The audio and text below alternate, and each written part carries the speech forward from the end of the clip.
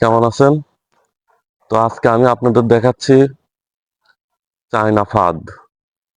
এই ফাঁদগুলো দিয়ে আপনারা ডাহুক পাখি, বক পাখি, হাঁস পাখি, মোরগ মুরগি এগুলো ধরতে পারবেন।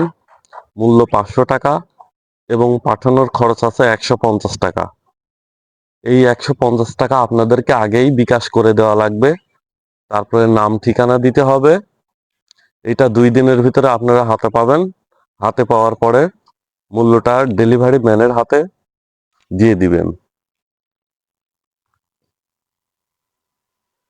এগুলো হলো চায়না ফাঁদ। এগুলো 10 হাত লম্বা, এক লাইনে 30টা করে ফাঁদ আছে।